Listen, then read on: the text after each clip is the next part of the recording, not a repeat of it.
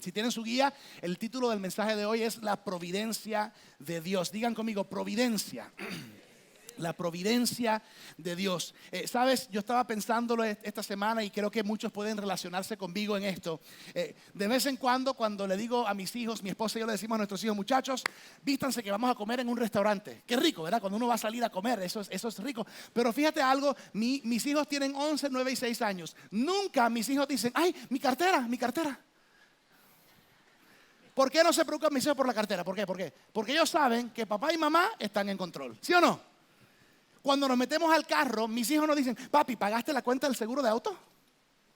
No. Ellos no se preocupan por eso. ¿Por qué? Porque ellos están seguros que papá y mamá lo tienen bajo control. ¿De acuerdo? Y es lindo cuando uno tiene esa fe como un niño que habla la Biblia. Cuando uno puede realmente confiar de que papá lo tiene todo bajo control. Sin embargo, a medida que vamos creciendo, nosotros los seres humanos, a veces vamos perdiendo esa confianza, esa fe de un niño. Esa fe que quizás teníamos cuando niños, confiando en nuestro papá o nuestra mamá, ¿verdad? De repente como hijos de Dios, cuando vamos creciendo, llega un punto donde se nos olvida y en vez de confiar en Dios y tener esa fe como un niño, empezamos a dudar, empezamos a cuestionar. ¿Por qué? Porque somos expuestos a la realidad de la vida. Cuando vamos creciendo, somos expuestos a que hay cuentas que se tienen que pagar. Somos expuestos a que hay conflictos que se tienen que resolver. Somos expuestos a la realidad de que hay cosas que parecen injustas o cosas que son difíciles. Sin embargo, se nos olvida que a pesar de todo eso, nuestro papá Dios, Él está en control de todo. Y por eso a veces tenemos que recordar esto y combatir en contra de la duda, del temor, de la ansiedad, de la desesperanza. ¿Sabes? A veces las circunstancias que enfrentamos en diferentes puntos de nuestras vidas nos hacen pensar, ¿será que Dios está mirando? ¿Será que Dios está viendo? La mayoría de nosotros creo que admitiríamos de que hemos tenido dudas en algún momento u otro, preguntándonos quizás, ¿será esto pura suerte? ¿O será la vida simplemente cuestión de destino? ¿Será que Dios realmente existe? Y si existe, ¿será que está al tanto de lo que está sucediendo en mi vida, en mi ciudad? ¿Será que Dios está al tanto del huracán Dorian? ¿O será que Dorian lo agarró de sorpresa a Dios, verdad? Tantas cosas que nos podemos quizás preguntar o dudar y quizás hacemos esa pregunta, Dios, ¿tú ves lo que está sucediendo en mi país, en mi ciudad, en el Atlántico, en mi familia, en mi matrimonio? Señor, ¿tú ves lo que está pasando en mi corazón, en mi vida? Quiero iniciar con un versículo fundamental en cuanto al hecho de que Dios está en control. Salmo capítulo 33 y versículo 11. Y antes de leer, me gustaría orar y pedirle al Señor que hoy Él permita que nuestras vidas sean tierra fértil. Amén. Una semilla solamente es tan buena como la tierra en la cual se siembra, ¿verdad? Señor, hoy oramos para que la semilla buena de tu palabra caiga en buena tierra en cada corazón, mente y vida de los que estamos presentes y los que están viendo online este mensaje ahora mismo.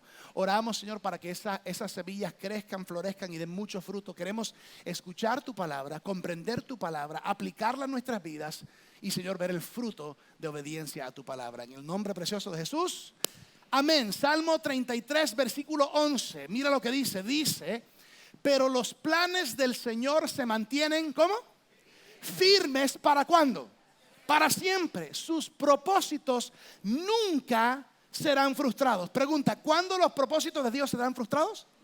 Nunca, porque sus planes son ¿qué? Firmes. Según la Biblia comprendemos y creemos que después de que Dios creó los cielos y la tierra, Él no abandonó a su creación. O sea, Dios no es como quizás un carpintero que construye algún proyecto y lo suelta y nunca más tiene nada que ver con él.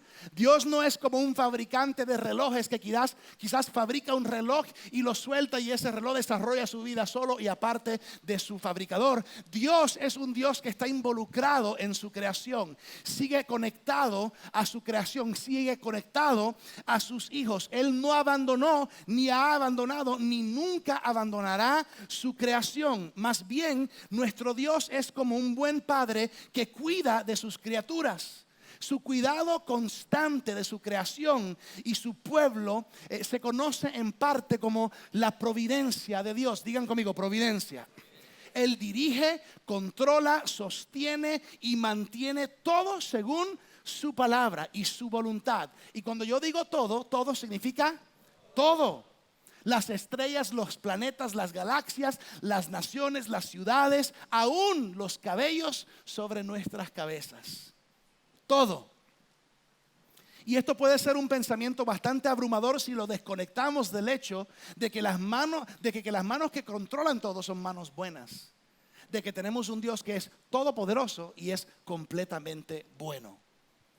Pastor, ¿cuál es el corazón del mensaje de hoy? Buena pregunta. El corazón del mensaje de hoy, ahí lo tienen en su guía y aquí lo tienen en la pantalla. El corazón del mensaje de hoy, o sea, lo principal de hoy es lo siguiente.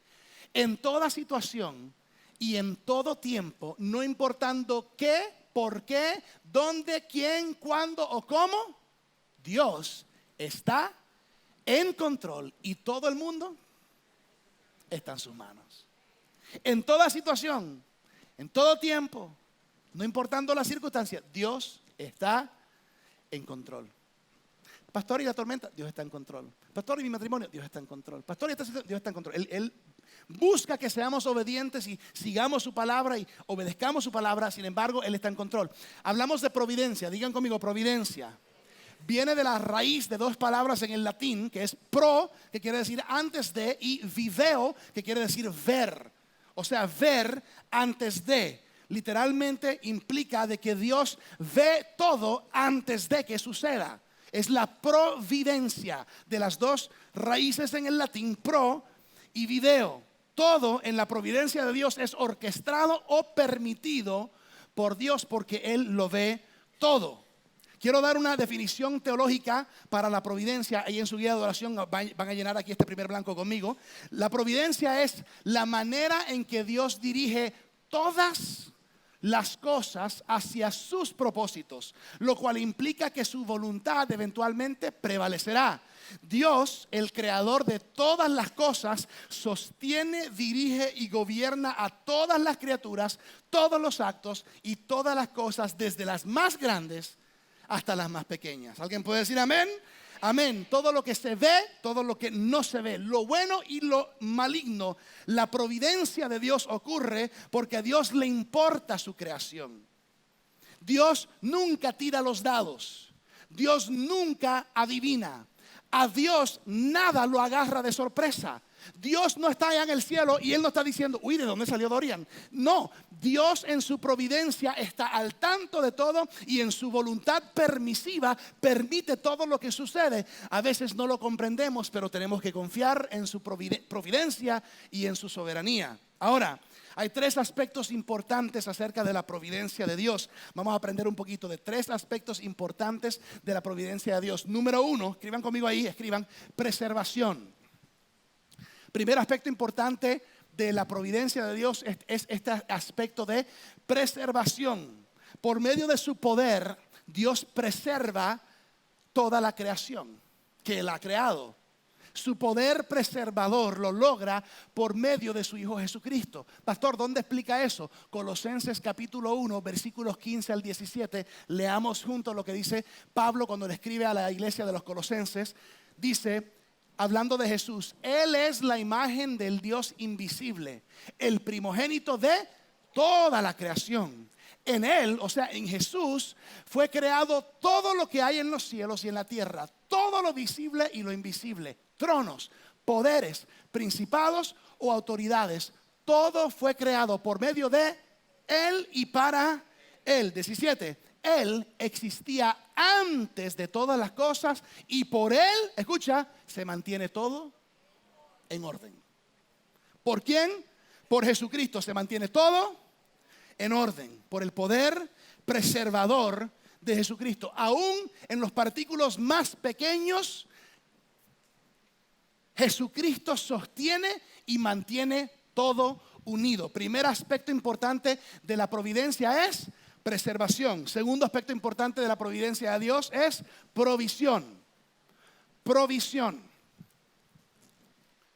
No solamente Dios preserva el mundo que Él ha creado, sino que Él provee para las necesidades de toda la creación y todas las criaturas. Desde Génesis hasta los Salmos y aún en los Evangelios, vemos que la Biblia da testimonio de la bondad de Dios en cuanto a proveer para toda su creación. Él provee para nuestras necesidades físicas, nuestras necesidades espirituales y nuestras necesidades emocionales del alma. ¿Ok? ¿No te has puesto a pensar qué increíble es que Dios provee para las necesidades de absolutamente todos? ¿Alguna vez Dios ha provisto para alguna necesidad tuya?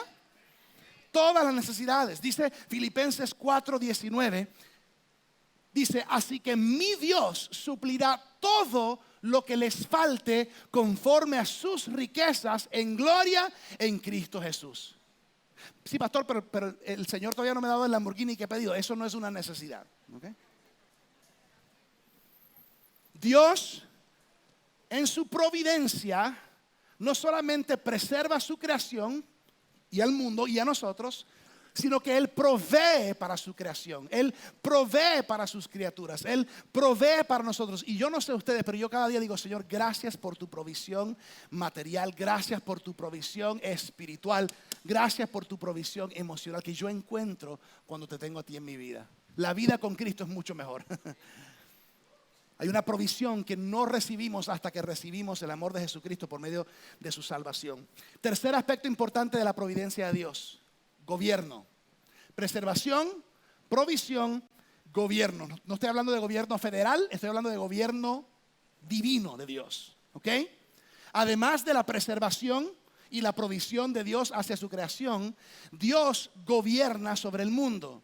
Y por el hecho de que Dios es soberano, los eventos de la historia suceden bajo la voluntad permisiva y la supervisión de Dios. A veces Dios interviene directamente según su propósito redentivo. Sin embargo, a veces Dios no hace necesariamente lo que nosotros queremos o esperamos o pensamos que Él debe hacer, porque hay una voluntad permisiva de Dios y hay una supervisión que Él tiene sobre el mundo y sobre todas las cosas.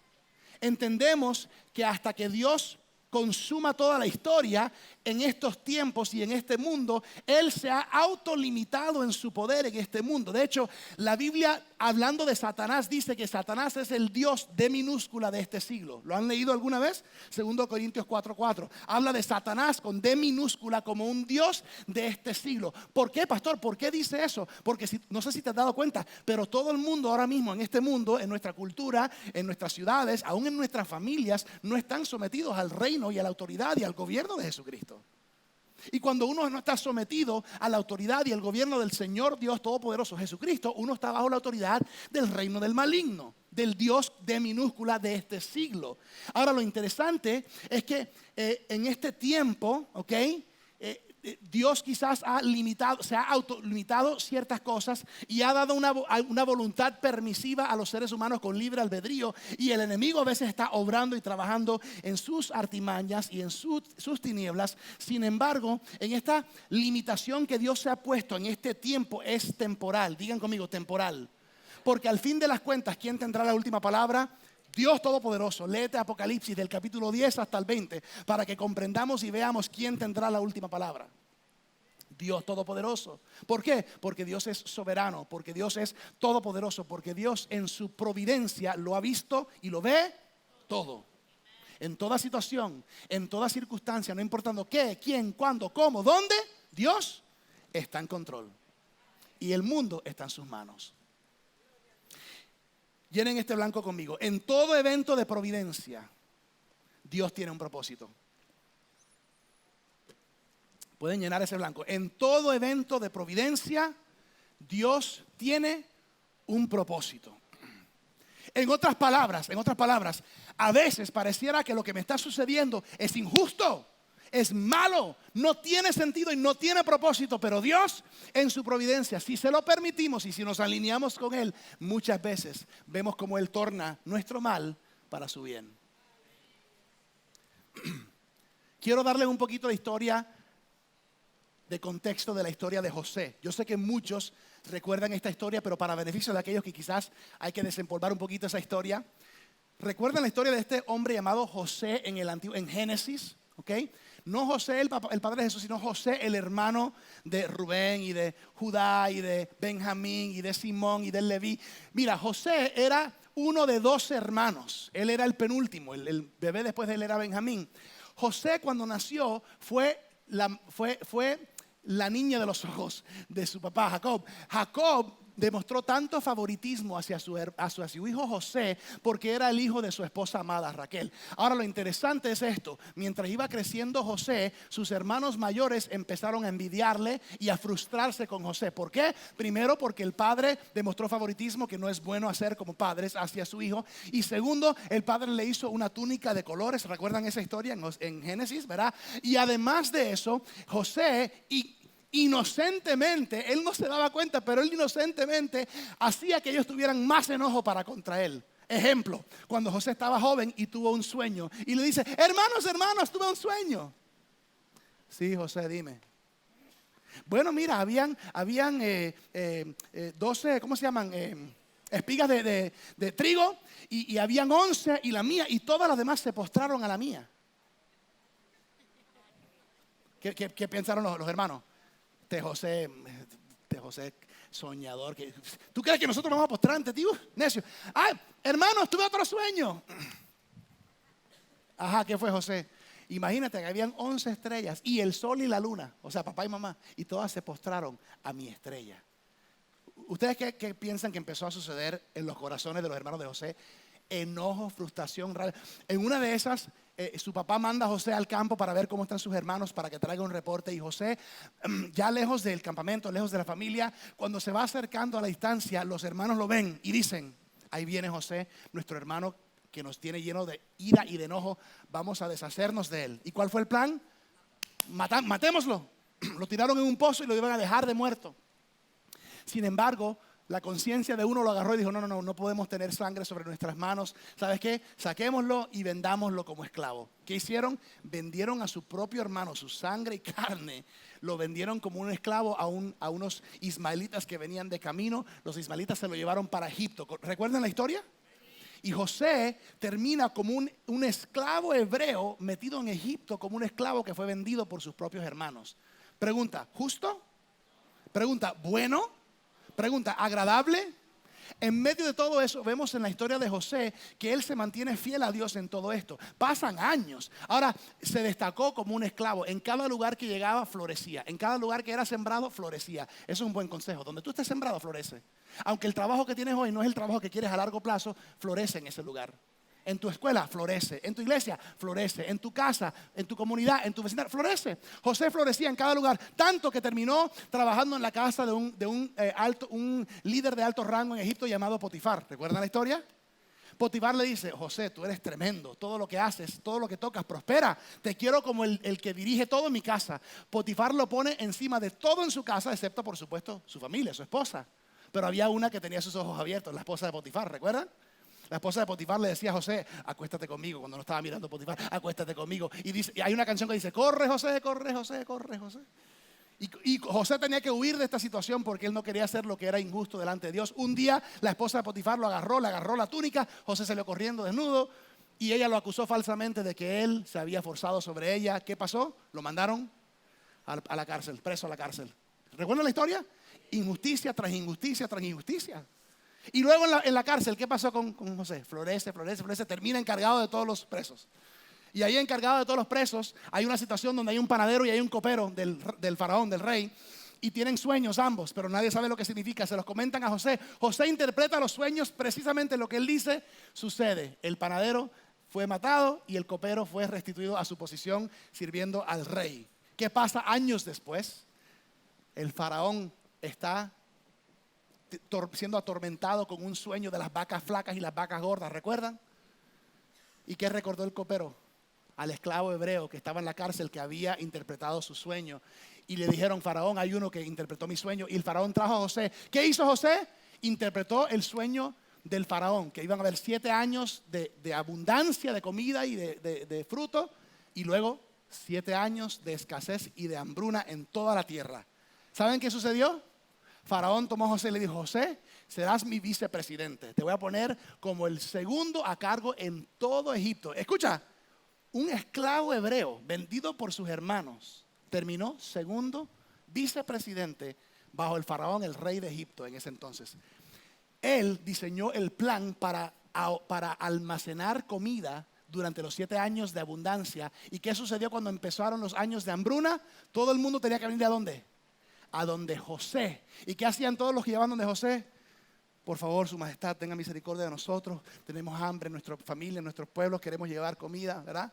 Adivina quién llega. Los hermanos de José. Años después, él los ve a la distancia, los reconoce. Ellos no lo reconocen a él. ¿Cómo van a reconocer al hermano que ellos pensaban que quizás estaba muerto o esclavo tirado en cualquier lugar? No lo reconocieron a él. ¿Y qué hacen ellos cuando llegaron a la presencia al segundo más poderoso en Egipto? Se postraron. Dios ya se los había mostrado. Providencia. José no había entendido en ese entonces originalmente por qué los trigos se postraban, por qué las estrellas, ni mucho menos su familia, pero en la providencia de Dios, Dios lo ve todo. Y se lleva a cabo precisamente lo que Dios le había mostrado en sueños a José. Ahora, retomemos la historia en Génesis 45, versículos 1 al 15. Dice, José ya no podía contenerse delante de todos los que estaban a su lado, así que exclamó, que salgan todos de mi presencia. Así que nadie estaba con él cuando se dio a conocer a sus hermanos. Y dio rienda suelta a su llanto, o sea, lloró y gritó. Ustedes se imaginan como que el dolor, el desahogo de todo lo que él había experimentado y ahora teniendo este momento. Dice, y lo supieron los egipcios y también se supo en la casa de Faraón. Y les dijo José a sus hermanos, yo soy José, ¿vive todavía mi padre? Pero sus hermanos no pudieron responderle porque estaban confundidos en su presencia. Entonces José les dijo, acérquense a mí. Ellos se acercaron y él les dijo, yo soy José, su hermano, el que ustedes vendieron a Egipto. Pero no se pongan tristes ni lamenten el haberme vendido, porque Dios me envió aquí delante de ustedes para preservarles. Y ahí está la palabra preservación, providencia, la vida.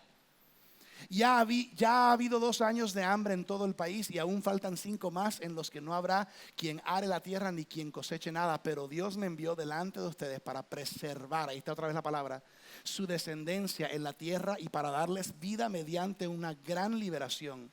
Así que no son ustedes quienes me mandaron acá, sino Dios que me ha puesto como padre del faraón y señor de toda su casa y como gobernador de toda la tierra de Egipto.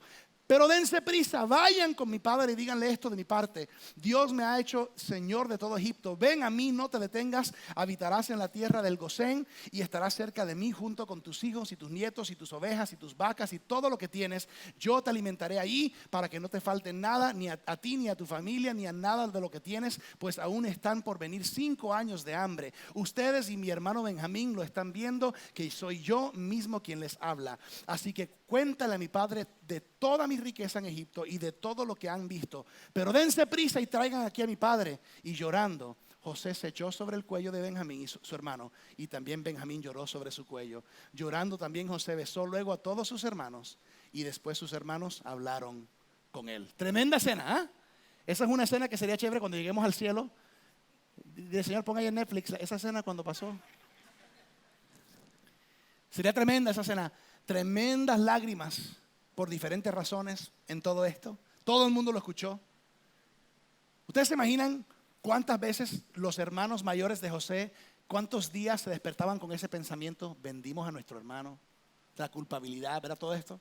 En el versículo 5 me parece interesante lo que dice José. Él dice, pero no se pongan tristes ni lamenten el haberme vendido, porque Dios me envió aquí delante de ustedes para preservarles la vida. ¿Cómo así? ¿Cómo así que Dios lo había? Es que recuerda los sueños. Recuerda todo. Dios en su voluntad permisiva permitió hacer ciertas cosas y al fin de las cuentas lo tornó para el bien, no solamente de José, sino de toda su descendencia y de toda su familia. Es increíble que ellos se determinaron a deshacerse de su hermano, pero al deshacerse de su hermano pusieron en acción el plan preciso que vino a ser su redención y salvación luego para ellos y toda su familia. Es interesante el versículo 8.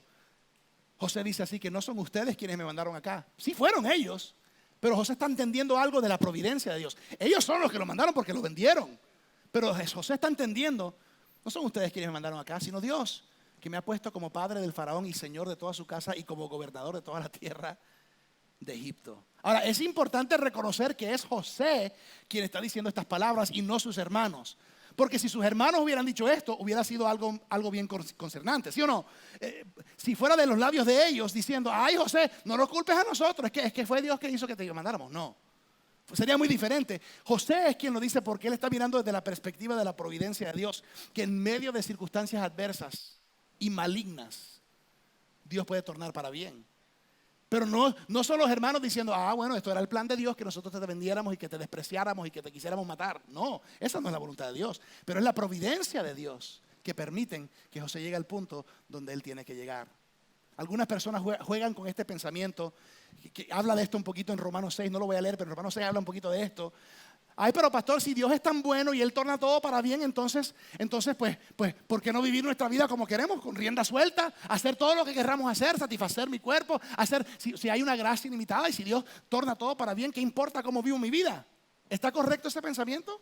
No, porque aunque Dios tiene una voluntad permisiva y nos da libre albedrío, su llamado es que obedezcamos su palabra. Amén. Y Pablo dice, si estás pensando que así funciona, estás equivocado. Nunca podemos usar la gracia, la misericordia o aún la providencia de Dios como una licencia para nosotros hacer lo que nos dé la gana hacer. Me interesa lo que dice en Génesis 50, versículos 19 y 20. Es el mismo José hablándole a sus hermanos y dice, no tengan miedo. Pausa. ¿Por qué José le dice a sus hermanos no tengan miedo?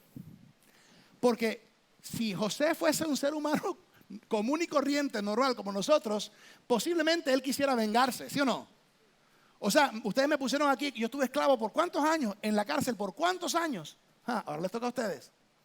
Podría haber sido la respuesta de José. Y por eso él les dice, no tengan miedo. Les contestó José, ¿puedo acaso yo tomar el lugar de Dios?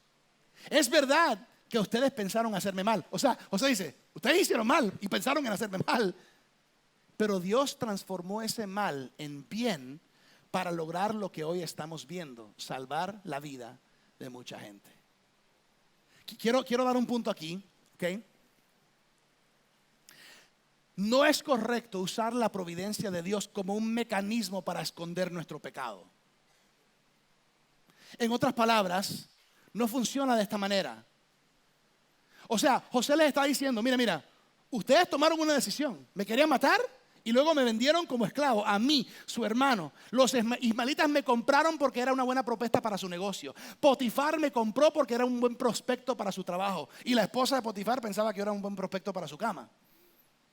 O sea, muchos tenían sus opiniones y querían hacer con mi vida lo que ellos querían hacer. Sin embargo, yo quiero que ustedes sepan, hermanos, que yo he entendido que la providencia de Dios está por encima y por delante de todo lo demás. Y es Dios quien ha estado en control de mi vida desde el principio. Ahora, los hermanos fueron instrumentos de mal sobrepasados por los propósitos soberanos y la providencia de Dios. Ellos fueron participantes, pero no significa que ellos están escondidos detrás. No, esto fue la voluntad de Dios. No fue la voluntad de Dios que ellos aborrecieran, quisieran matar y vendieran a su hermano. Sin embargo, en su providencia Dios lo pudo aún usar. Providencia, digan conmigo providencia. ¿Por qué Dios opera de esta manera? Porque Dios es Dios. ¿Quién más es Dios? Más nadie. Y Él escoge hacer lo que Él escoge hacer y Él permite en su voluntad permisiva lo que Él permite. ¿Por qué? Porque Él es Dios y solo Él es Dios. Es increíble que Dios nos habla y se revela a sí mismo a través de su creación y a través de su palabra. Y lo vemos a cada rato. Ahora, quiero que noten ahí dos declaraciones casi al final de sus notas.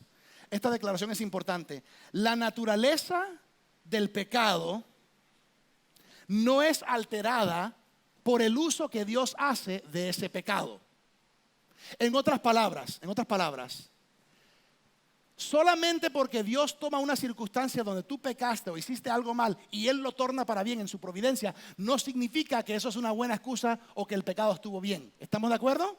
El pecado sigue siendo pecado. Lo que nosotros hacemos en nuestras vidas, que es pecado o que va en contra de la voluntad de la palabra de Dios, es pecado. El hecho de que Dios en su misericordia y en su providencia torne en bien algo malo que he hecho o algo malo que se ha hecho, como en la historia de José y sus hermanos, eso solamente es un testimonio de la magnificencia y la gracia y la misericordia de Dios. Sin embargo, eso no hace que lo que hicieron originalmente no estuvo bien.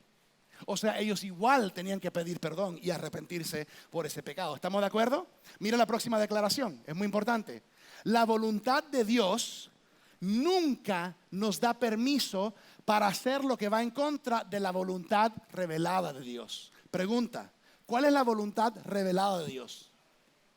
Aquí está revelada, esta es la voluntad revelada de Dios. La voluntad de Dios permisiva no la vemos, no es algo escrito, pero nunca la voluntad permisiva de Dios nos da permiso para ir en contra de la palabra de Dios. En otras palabras, sí, pastor, yo creo que Dios me va a proveer y por eso me voy a robar la cartera de esta hermana.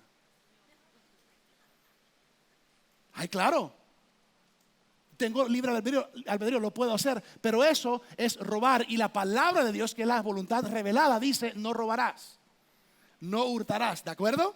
Por lo tanto, nunca la voluntad de Dios nos da permiso para hacer lo que va en contra de la voluntad revelada de Dios. Y por eso, sí, pastor, tienes toda la razón. Yo codicio las cosas de mi vecino, pero Dios me va a proveer dándome esas cosas a mí. No, así no funciona. No podemos justificar nuestro pecado, nuestro mal, en nombre de la providencia o la voluntad permisiva de Dios. Este asunto del pecado es nuestro asunto, no es asunto de Dios. Ay, pero si Dios está en control, entonces Dios es el que peca. No, el pecado es mío. Cuando yo peco, yo soy dueño de mi pecado. Y yo soy el responsable por traer delante de Dios ese pecado y arrepentirme, que significa lo dejo, lo suelto y me viro, voy en otra dirección y me arrepiento, me doy otra y camino hacia Dios y le pido su perdón.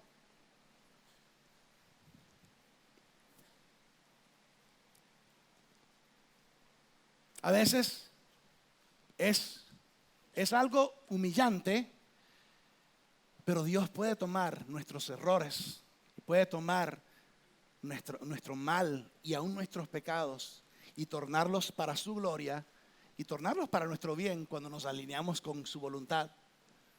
Fíjate que aún Pablo habla esto en cuanto a Jesús. Quiero hablar de Jesús un momento. Saben, Pedro predica un mensaje, un sermón, justo después de la ascensión de Jesús al cielo. Y Pedro le habla al pueblo judío. Ojo las palabras. Mira lo que dice Pedro en Hechos 2:22. Mira lo que dice Pedro. Dice: varones israelitas, escuchen mis palabras. Jesús Nazareno, que fue el varón que Dios aprobó entre ustedes. Escucha, él está hablando a los judíos. Que fue el varón que Dios aprobó entre ustedes por las maravillas, prodigios y señales que hizo por medio de él. Como ustedes mismos lo saben porque ustedes todos lo vieron. Versículo 23. Fue entregado, ojo, fue entregado conforme al plan determinado y el conocimiento ¿de quién? Anticipado de Dios. Providencia, ver antes de. Y ustedes, hermanos israelitas, lo aprendieron y lo mataron por medio de hombres inicuos crucificándolo. O sea, es un misterio este asunto, pero es un efecto poderoso. Porque lo vemos en la Biblia y a través de la historia, que a veces las peores circunstancias abren la puerta para lo mejor de Dios para nosotros. Porque lo que está diciendo Pablo aquí es: ustedes lo mataron, lo crucificaron. Sin embargo, bajo el conocimiento previo y determinado y anticipado de Dios, esto era parte de su plan. ¿Eso significa que lo que hicieron los israelitas o lo que hicieron los fariseos o lo que hicieron los que lo crucificaron fue correcto? No, fue incorrecto, fue injusto y fue pecado. Sin embargo, Dios en su providencia tornó una de las peores situaciones en la historia de la humanidad para convertirse en la mejor noticia en la historia de la humanidad: el Evangelio de Jesucristo.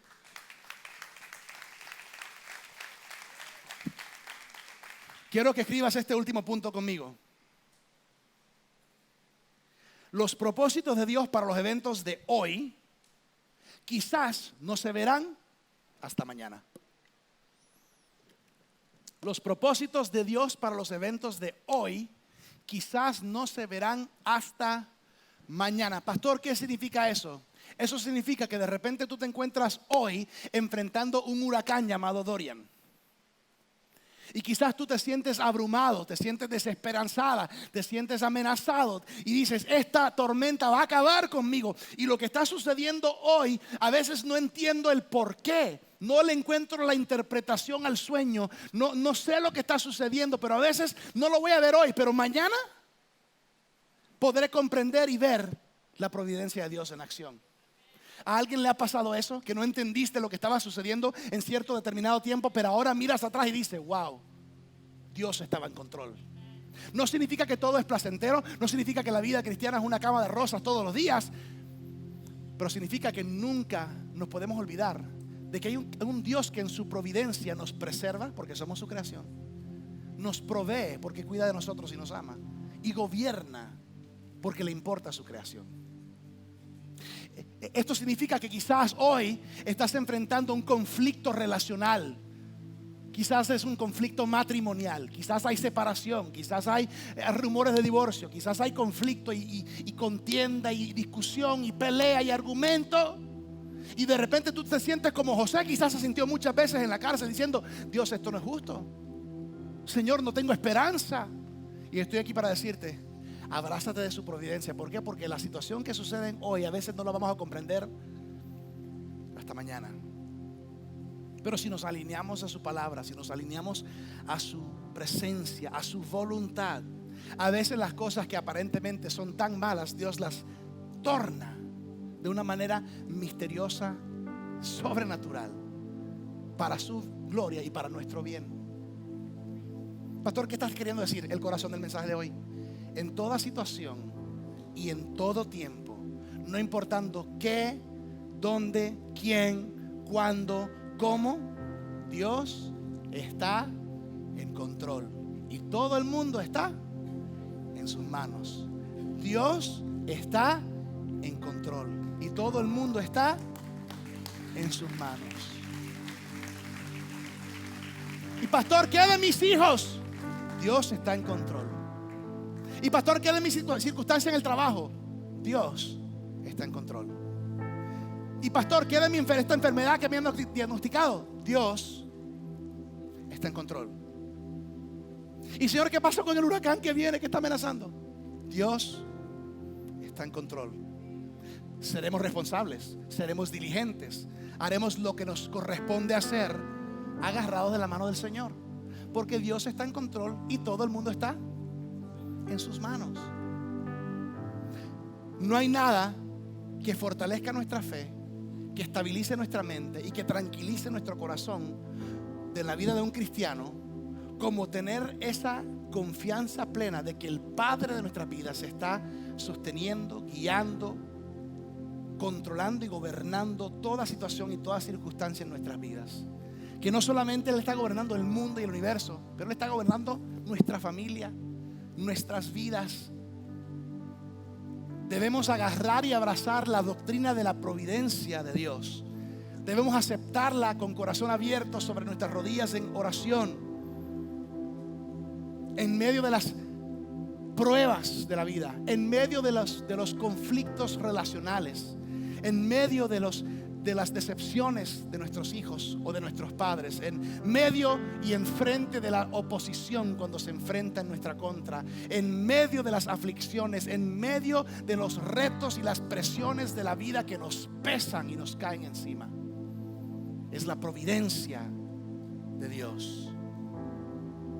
La providencia de Dios nos da consuelo en medio de dificultad, nos da seguridad en medio del caos.